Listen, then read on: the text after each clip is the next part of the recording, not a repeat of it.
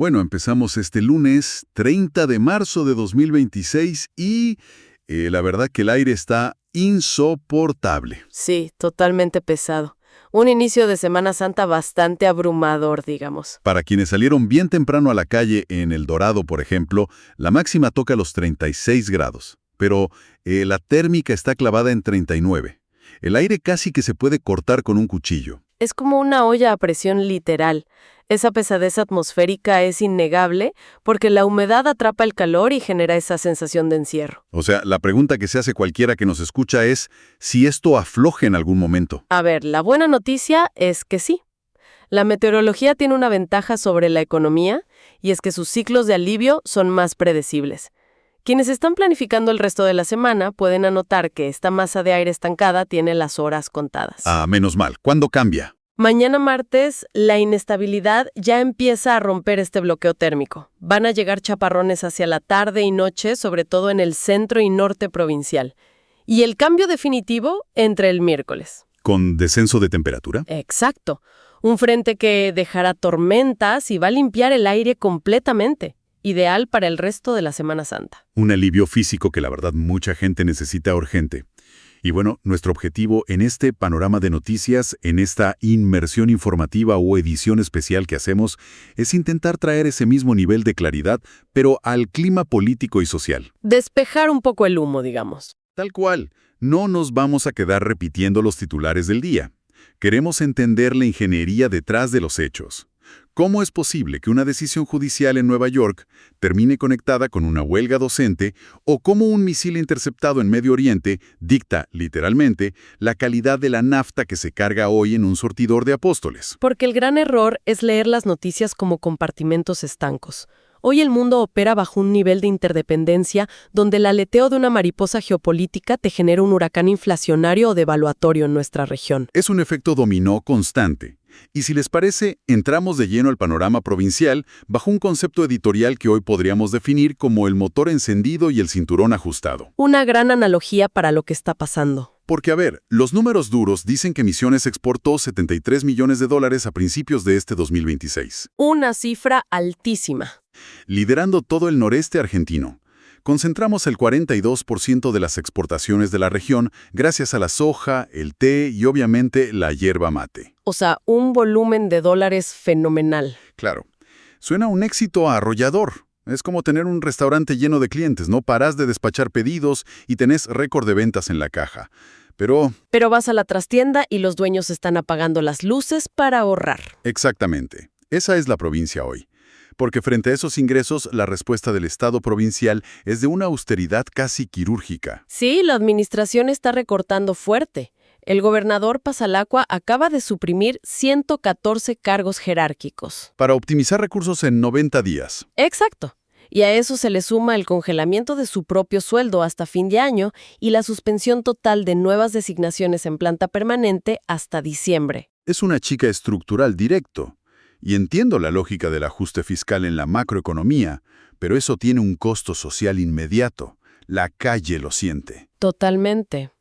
Aunque hay intentos de tirar un salvavidas, como la extensión de los programas Ahora Misiones hasta fines de junio. Que es fundamental para comprar alimentos, medicamentos, materiales. Pero acá vuelvo a la calle, o mejor dicho, vuelvo a la Ruta 14, porque si uno transita hoy a la altura de Campo Grande, se encuentra con los productores yerbateros en estado de emergencia. Cortando el paso directamente. Claro. Entonces, si exportamos hierba como nunca y lideramos la región, ¿por qué el colono está al costado de la ruta exigiendo que no le paguen la hoja verde a menos de 500 pesos el kilo? Hoy, tengo entendido que les tiran por la cabeza entre 170 y 250 pesos. Una diferencia abismal. Bueno, el mecanismo detrás de esa disonancia se llama desregulación asimétrica. Al desmantelarse el INEM, El Instituto Nacional de la Yerba Mate. ese mismo que antes fijaba un precio sostén de 210 pesos. Al no estar esa regulación, la cadena de valor quedó librada a la ley del más fuerte. Los dólares de esa exportación récord entran por la punta de la pirámide, o sea, los grandes molinos y las exportadoras. Que tienen toda la logística armada. Exacto, logística, acceso al crédito, acopio. Pero el colono primario, el que está en la base, enfrentando el aumento de los fertilizantes y el combustible para el tractor, no tiene ningún poder de negociación. O sea que un mercado desregulado en este caso no significa un mercado libre, significa un mercado donde el pez grande se come al chico con el aval del Estado. El productor no puede guardar la hoja verde eternamente porque se le pudre. Los 73 millones de dólares, pero la capilaridad de esa riqueza está rota. El dinero no gotea hacia las bases a la velocidad que suben los costos de vida de ese mismo productor. Es una fractura total entre lo que dicen las planillas y lo que percibe la gente. Y esto nos da el pie perfecto para abrir nuestra sección de noticias nacionales. Porque si queremos hablar de desconexiones, el titular obligado de hoy es la paradoja de los miles de millones y la disonancia en los surtidores. ¿El caso IFPF, supongo? Exactamente. La Cámara de Apelaciones de Nueva York acaba de fallar a favor del Estado argentino. Revocaron la sentencia que nos obligaba a pagarle 16.000 millones de dólares al fondo buitre Burford Capital por la expropiación de 2012. Es un rescate monumental, puramente contable, para un país que hoy no tiene espaldas para asumir semejante deuda. Pero políticamente es fascinante. Generó un caso clínico de disonancia cognitiva a nivel nacional. Trato de mirarlo con total neutralidad, informando objetivamente, y resulta hasta increíble ver cómo dos facciones opuestas procesan un mismo hecho para adjudicarse la victoria. Claro, porque tenés a Cristina Fernández y a Axel Kicillof celebrando efusivamente este fallo. Salieron en tromba a decir que es la validación absoluta de su decisión política de expropiar en 2012. Argumentan que priorizar la soberanía energética, como el caso de Vaca Muerta, fue lo correcto frente a los estatutos de una sociedad anónima. Ese es el argumento de la soberanía. Pero del otro lado del espectro político, la reacción es igual de efusiva, pero por motivos opuestos. Javier Milei y Mauricio Macri también celebran. Festejan el ahorro de los 16.000 millones, que es un balón de oxígeno para la economía actual. Exacto. Pero simultáneamente repudian visceralmente la expropiación que generó este resultado. Macri recordó que su bancada votó en contra, tildándolo de ilegal, y Milei dijo por cadena nacional que expropiar está mal porque robar está mal. Es un cortocircuito lógico tremendo. Es como si alguien construyera una casa sin permisos. Un juez dice años después que no hay que demolerla, y el vecino que odia la casa y denunció la obra organiza una fiesta para celebrar que no se cae. Festejan el fruto del árbol que desearían haber talado. Una paradoja total. Pero bueno, los mercados internacionales y el Banco Central aplauden este tipo de ordenamiento. Y ahí entramos en otra disonancia. Bajemos de Nueva York a la vereda de los argentinos. Porque el Banco Central muestra reservas récord por encima de los 26.000 millones de dólares. Y la inflación baja al 2,6%. Excelentes planillas de Excel para la estabilización financiera. Excelente, sí, pero la realidad cotidiana aprieta muchísimo. Estamos en el inicio de la tercera semana de paro nacional universitario por la ley de financiamiento. Las persianas se bajan en las pymes. Sí, la caída de ventas en ferreterías de Santa Fe es alarmante, con fábricas centenarias que no pueden cubrir salarios. Y hay golpes directos al tejido social. En Esperanza, por ejemplo, el histórico hogar Lilia Steckmayer cerró sus puertas tras 14 años. Tremendo. Porque el Sistema Nacional de Discapacidad tiene atrasos en los pagos. O sea, el central acumula billetes, pero la economía regional y las instituciones de salud sangran. Es que la contracara del saneamiento del balance del Banco Central es una recesión profunda. Cuando cortas la emisión y reducís drásticamente el gasto, el impacto siempre recae en el eslabón más débil. Y ese golpe al bolsillo tiene un protagonista diario, que es la nafta.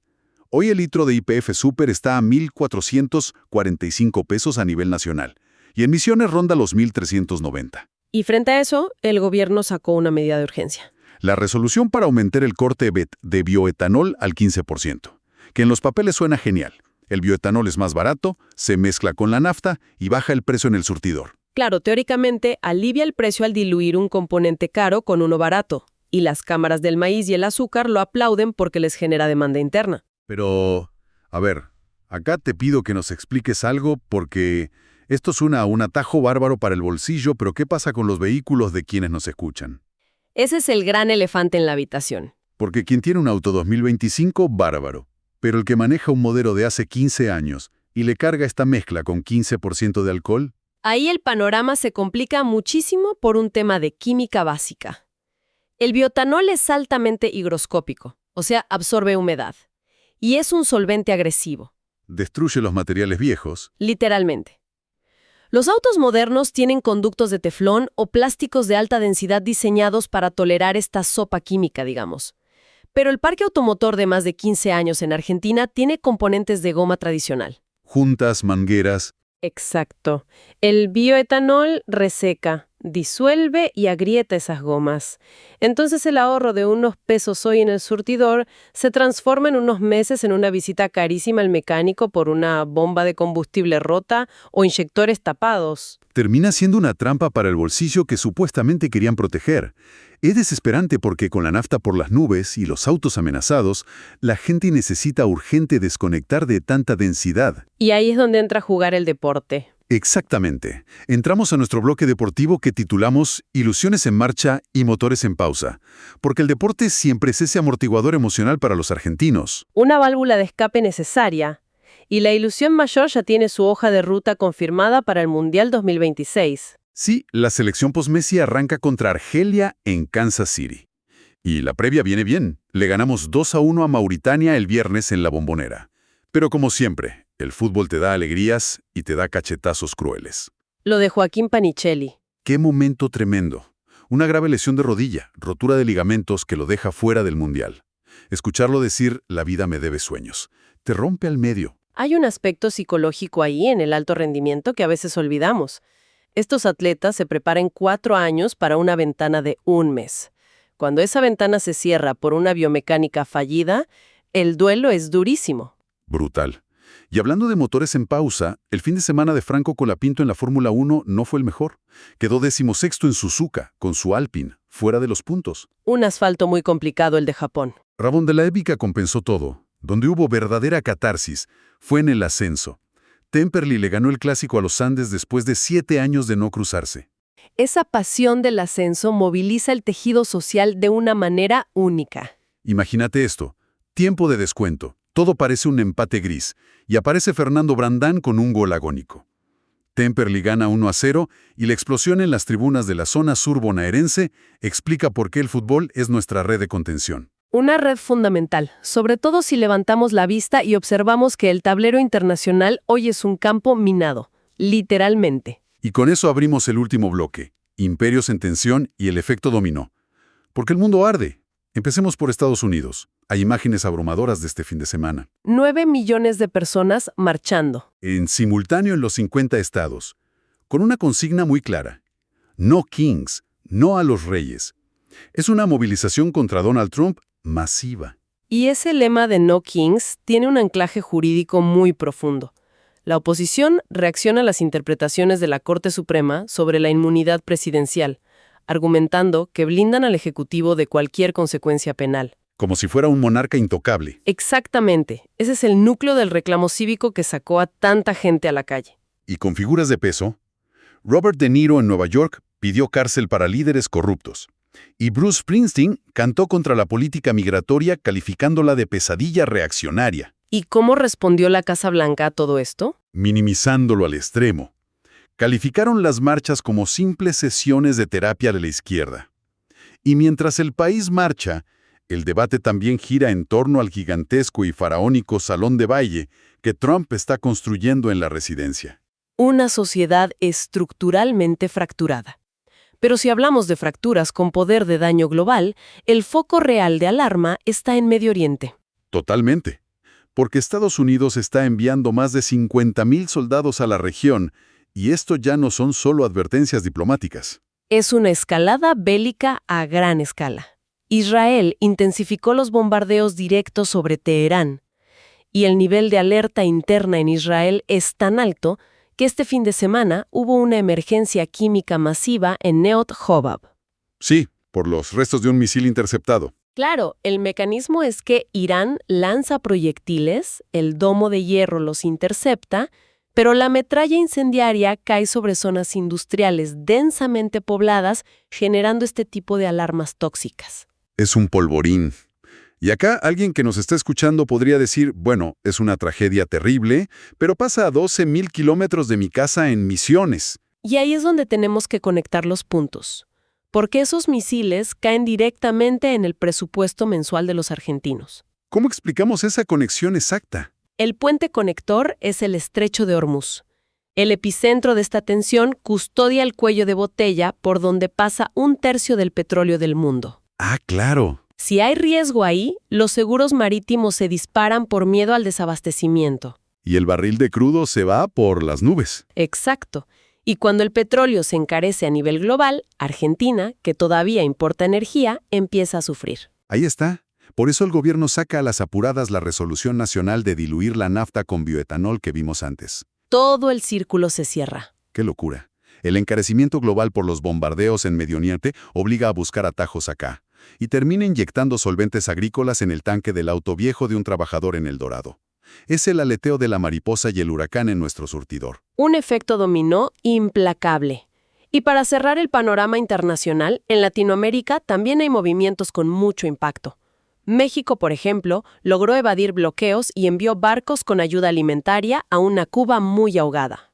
Y en Chile vimos una maniobra legal con muchísimo voltaje ideológico por parte del presidente José Kast. Anuló la expropiación de Colonia Dignidad, siendo un centro de tortura y exterminio durante la dictadura de Pinochet. ¿Bajo qué argumento frena un proyecto de memoria sobre un lugar así? Usando un vacío burocrático. Alegó estrictamente falta de fondos en el presupuesto. Utilizan una justificación puramente contable para ejecutar una decisión que elude el debate sobre derechos humanos. O sea, usan la planilla de Excel para borrar la historia. De nuevo, la economía dictando las reglas de la moral. Exactamente. Y así llegamos al final de este recorrido, de esta inmersión informativa. Hemos viajado desde los yerbales en Misiones hasta las calles encendidas de Estados Unidos, entendiendo cómo todo termina impactando en la mesa de quienes nos escuchan hoy. Hay un hilo conductor muy claro. Vemos potencias desestabilizando el mercado mundial y a un Estado nacional achicándose. Y la pregunta provocadora que dejo para analizar en la semana es, frente a esta retracción gubernamental, ¿vamos hacia un futuro donde las provincias tengan que funcionar como microrepúblicas autónomas? Si el paraguas nacional se cierra, ¿será la autarquía regional la única forma de supervivencia para comunidades como la nuestra? Es algo para pensar la próxima vez que pongan la pava para el mate. Una reflexión enorme sobre el destino que nos toca forjar con nuestras propias manos, en medio de este clima opresivo, pero con la certeza de que siempre llega el alivio y las tormentas pasan. Ha sido un privilegio acompañarlos en este desglose de nuestra realidad. Para más información visiten ahoramisiones.com.ar. Que tengan una excelente jornada.